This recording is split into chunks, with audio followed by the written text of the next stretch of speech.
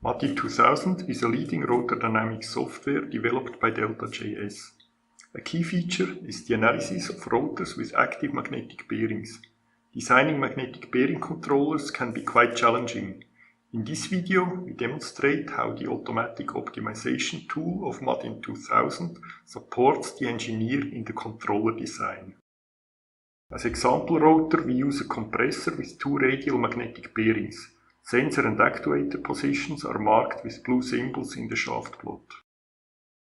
Manually designed controllers are taken as starting point for the automatic optimization. The initial controller design and the lateral analysis with magnetic bearings are shown in a separate video. The result summary proves that these controllers are quite good. However, we will try to further improve them with the optimization tool. The optimization shall consider several criteria, but the main goal is the reduction of the bearing force amplitude due to unbalance by about 20%, because the dynamic force capacity is often a limiting factor for magnetic bearings. The damping of the lower modes shall be increased. The optimization tool varies parameters of existing controller building blocks, but does not create filters on its own. Hence, the required building blocks need to be created before the optimization process can be started, and it's essential that engineers have an idea about the appropriate design strategy for a given rotor.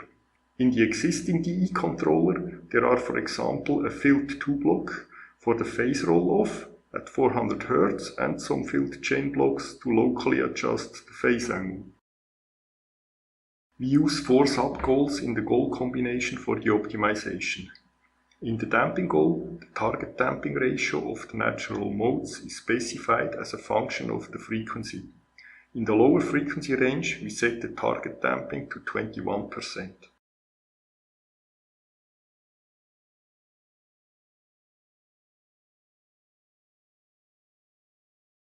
In the gain goal, the target value is set to 5e8 Newton per meter, which roughly corresponds to the maximum controller gain of the initial controllers.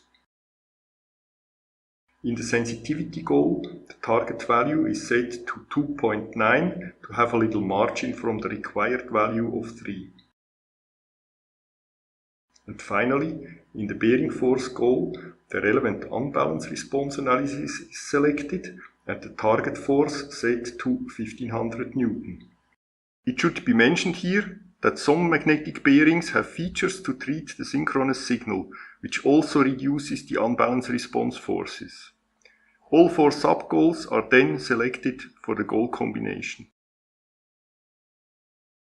In the parameter GUI, we loaded the controller parameters of the bearing.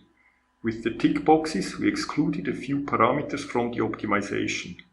For all damping ratios of the filters, we specify a minimum value of 10% to prevent possible degeneration to notch filters. Among the several optimization algorithms that are available, we choose the simplex method for this example. After setting limits for the number of iterations and the calculation time, we select the goal combination and start the analysis. After finishing the optimization, there is a new set of parameters for the controller building blocks. The new controller transfer functions are shown here as green lines together with the blue initial curves. A percentage value indicates how much the initial solution was improved.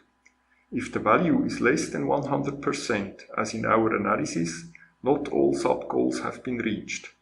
In the history plot, the development of goal function and parameters is shown.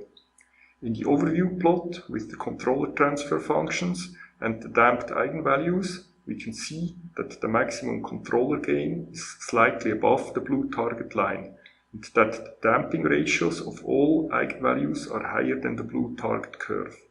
Note that sub-goals as lower gain and higher damping can be contradictory and may not be achievable at the same time. With the optimized controllers, the magnetic bearing sensitivity is clearly below the value of 3 that is required for new machines by the ISO standard.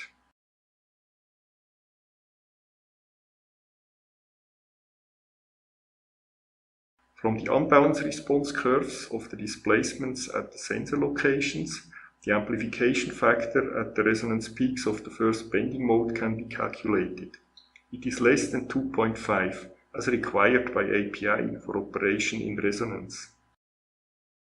And the maximum bearing force amplitude, due to an unbalanced excitation of the first bending mode with G 2.66, is just at the target value of 1500 Newton. The comparison of the lateral analysis results for the automatically optimized controllers to the results for the initial controllers proves that the optimization tool did a good job. There are clear improvements of the damping, the sensitivity and the bearing force amplitude. The maximum gain of the DE controller exceeds the target value slightly within a small frequency range, which is not critical. Hence, the automatic optimization has made the system more robust. In our experience, it is particularly difficult to reduce the unbalanced response forces in the bearings with manual controller optimization. But the allowable dynamic forces in magnetic bearings are often a limiting factor. The automatic controller optimization tool in MADIN 2000 can be a great help in reducing bearing forces without compromising on other design goals. If you are interested in our advanced rotor dynamics software, you can contact us for more information.